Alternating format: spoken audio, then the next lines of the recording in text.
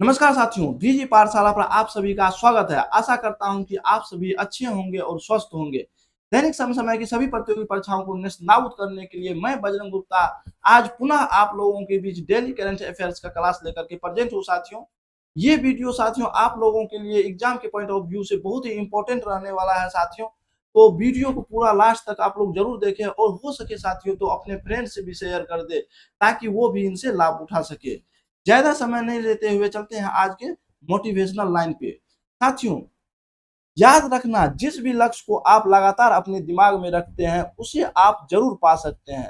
साथियों, कहने का तात्पर्य है आप जिस किसी भी लक्ष्य के पीछे काम कर रहे हैं, मेहनत कर रहे हैं, तो उसके पीछे आप अगर उस लक्ष्य को दिमाग में रख करके उसके पीछे अपना पूरा एफर्ट दे रहे हैं उस काम को करने के पीछे, तो आप उस लक्ष्य को जरूर पा सकते हैं, बशर्ते कि आपको उसके पीछे पूरा जी तोड़ मेहनत करना पड़ेगा उसको पाने के लिए, तभी वो लक्ष्य आपको हासिल होगा। अन्यथा अगर आप सिर्फ दिमाग में लक्ष्य को लेकर चलेंगे और उसके पीछे मेहनत नहीं करेंगे तो वो लक्ष्य की प्राप्ति असंभव है। इसलिए साथियों, अपना पूरा एफर्ट अपने काम के पीछे दीजिए। तो चलते हैं साथियों अपने कंटेंट पे। आज का पहला क्वेश्चन है, भारत का पहला राज्य कौन बना है जिसने क्रूज भारत मिशन का समर्थन किया है?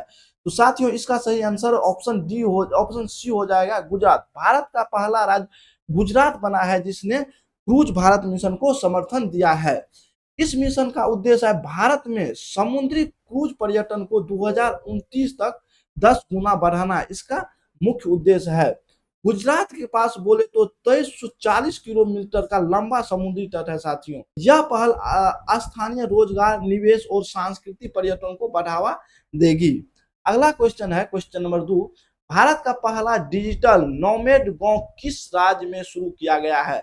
हाल ही में साथियों भारत का पहला डिजिटल नोमैड गांव सिक्किम में शुरू किया गया है। वो कौन सा राज्य है? सिक्किम में भारत का पहला डिजिटल नोमैड गांव शुरू किया गया है। साथियों, सिक्किम के पाक्योंग जिला के याकतेन गांव में यह डिजिटल नोमैड गांव शुरू किया गया है। इसकी घोषणा 15 जुलाई 2025 को की गई है।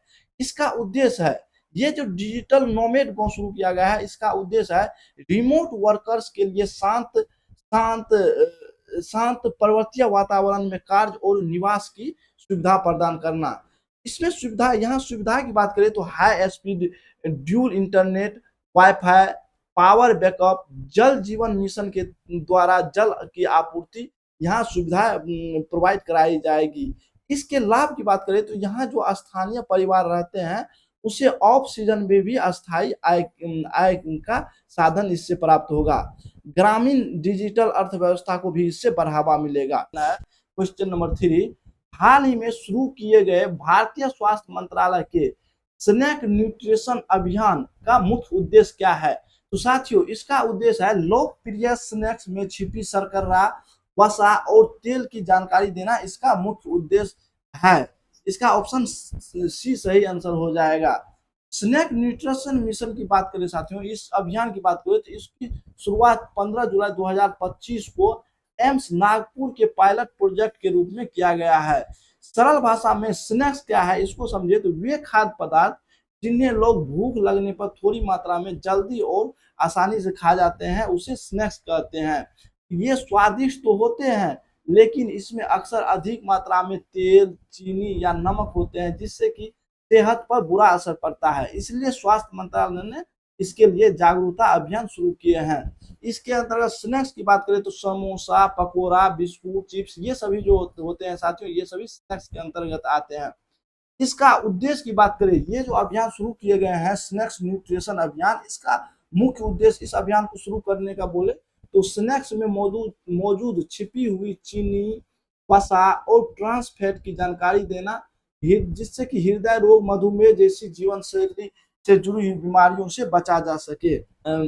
नेक्स्ट क्वेश्चन, क्वेश्चन नंबर 4 है, भारतीय जीवन बीमा निगम LIC के नए MD और CEO के रूप में जुलाई 2025 में किसे नियुक्त किया गया है? तो इसका सही आंसर हो जाएगा ऑप्शन सी, आर दोरा स्वामी जी को हाल ही में भारतीय जीवन बीमा निगम का नए MD और CEO के रूप में नियुक्ति किया गया है। इसके कार्यकाल की बात करें तो 15 जुलाई 2025 से 28 अगस्त 2028 तक इनका कार्यकाल रहने वाला है। अगला क्वेश्चन है क्वेश्चन नंबर 5। भारत का पहला एआई प्लस कैंपस कहाँ स्थापित किया जा रहा है?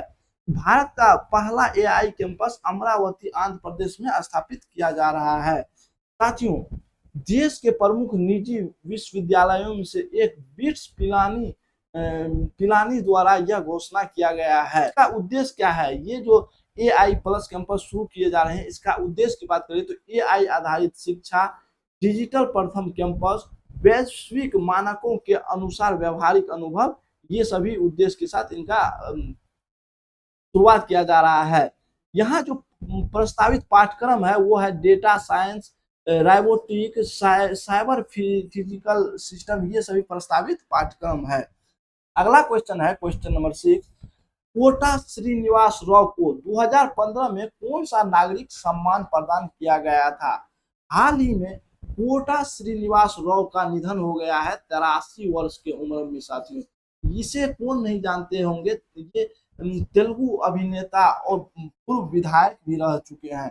तो इसे 2015 में जो इसे नागरिक सम्मान सम्मानित किए गए थे वो थे पद्मश्री से 2015 में इन्हें सम्मानित किए थे सिनेमा जगत में अपने इनके योगदान के लिए। कोटा श्रीनिवास राव प्रसिद्ध तेलुगु अभिनेता और पूर्व विधायक थे जिनका हाल ही में 13 जुलाई 2025 को 83 वर्ष की उम्र में निधन हो गए हैं। 750 से अधिक फिल्मों में अभिनय किए उन्होंने।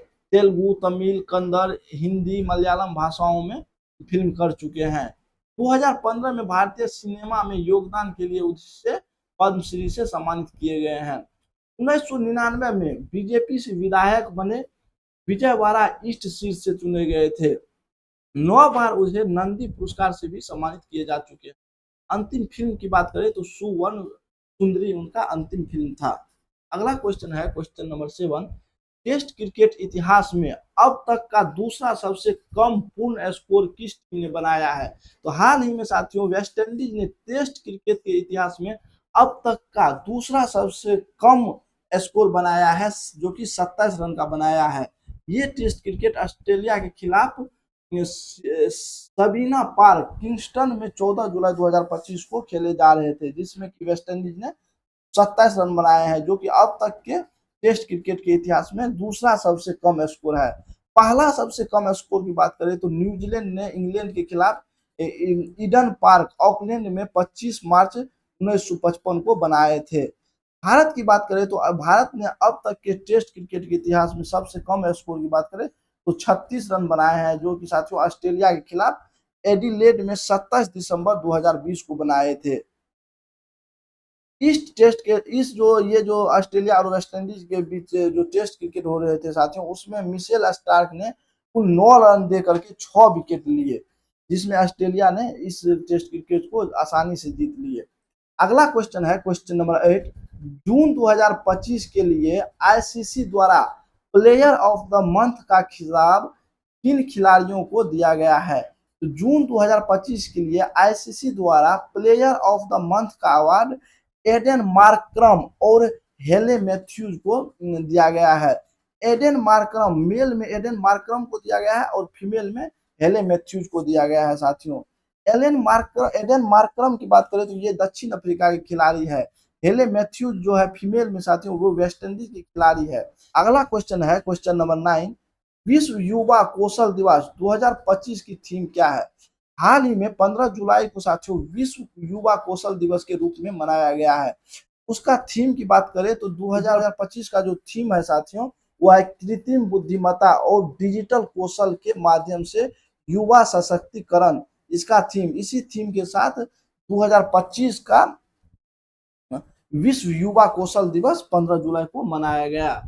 विश्व युवा कौशल दिवस 15 जुलाई को मनाया गया। यह दिन युवाओं के लिए रोजगार, उद्यमता और व्यक्तिगत विकास में कौशल के महत्व को उजागर करना।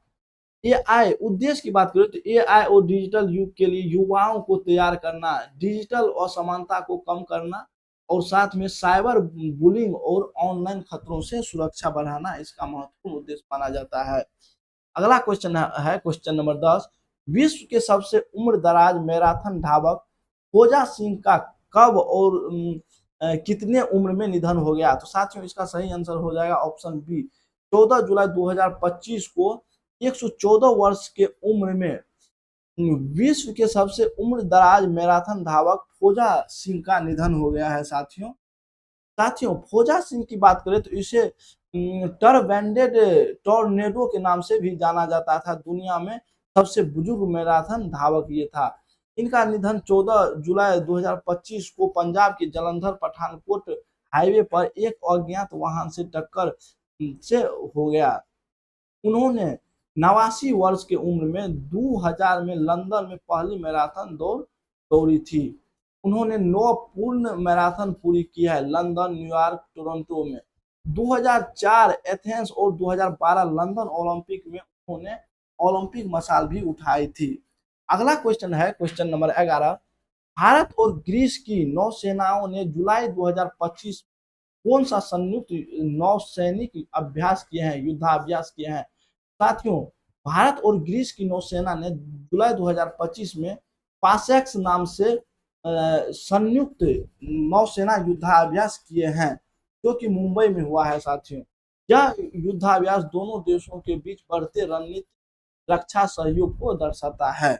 अगला क्वेश्चन है साथियों क्वेश्चन नंबर 12। सितंबर 2025 से हिंदुस्तान कोका कोला बेवरेज के नए सीईओ के रूप में किसे नियुक्त किया गया है? इसका सही आंसर हो जाएगा ऑप्शन सी, हेमंत रूपानी को हिंदुस्तान के कोको कोला बेवरेज के नए सीईओ के रूप में नियुक्त किया गया है।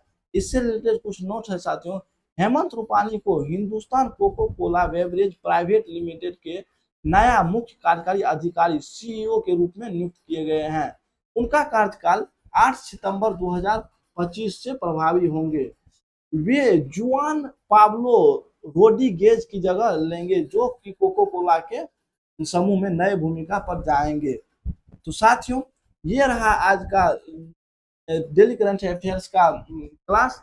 आशा करता हूं कि आपके एग्जाम के पॉइंट ऑफ व्यू से ये बहुत ही इंपॉर्टेंट रहने वाला है। तो वीडियो को साथियों आप लोग अगर लास्ट तक देखे हैं साथियों, तो वीडियो अगर अच्छा लगा हो तो लाइक कर दे, चैनल को सब्सक्राइब कर ले और बेल आइकन को दबा ले ताकि आने वाले हर एक वीडियो का अपडेट आप लोगों को आसानी से मिलता रहे। मिलते हैं नेक्स्ट वीडियो में साथियों, तब तक के लिए धन्यवाद, नमस्कार, जय हिंद, वंदे मातरम।